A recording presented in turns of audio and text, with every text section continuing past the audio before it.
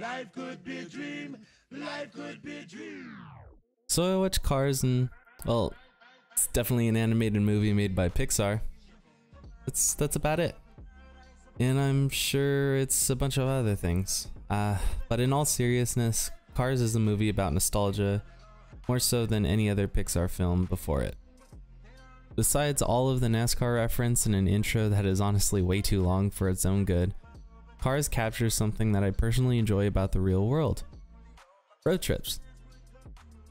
Just road trips to a forgotten part of what used to be an integral part of what the American experience was.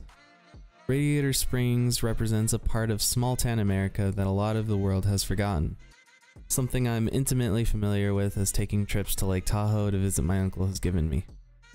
Long hours on the 395, which has eventually led me to driving up there for the first time rather than just being a passenger.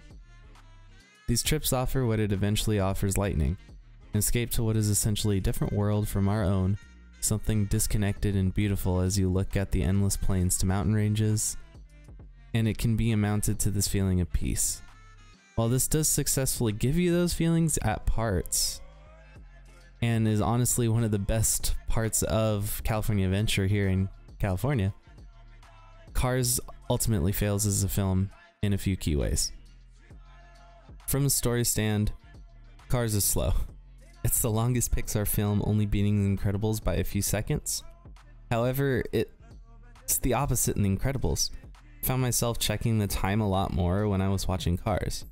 For example, the opening sequence, as I mentioned before, is way too long. There was no reason for the opening sequence to take up the first 30 minutes of the film. Everything they wanted to show us about the character, whether it had to do with how immature or selfish he was, that he didn't have friends to the tie, could have just been done in half the time.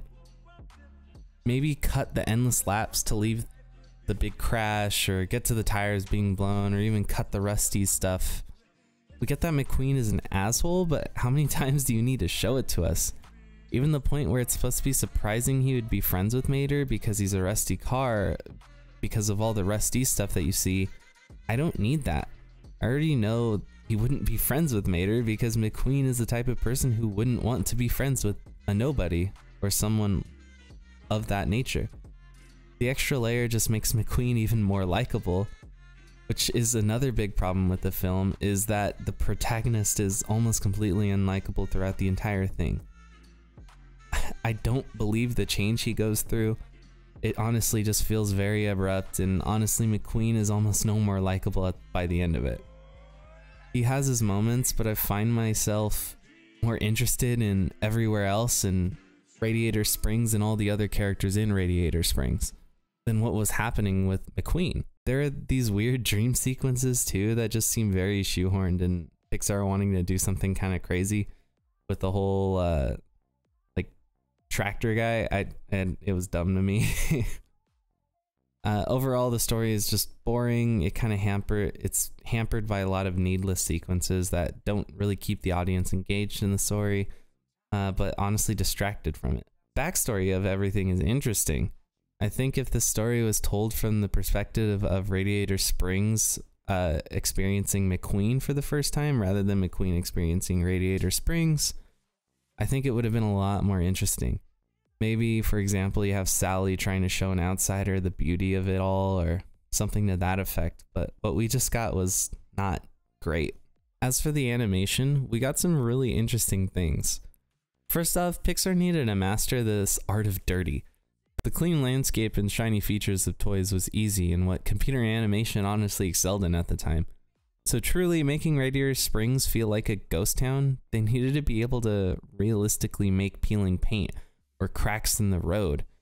Believe it or not, they cited the chrome as being one of the hardest things to make realistic, because chrome has to reflect the world around it. It's mirrored. Overall, it offers some very interesting visuals in Radiator Springs, as well as on the chrome on, say, Dock.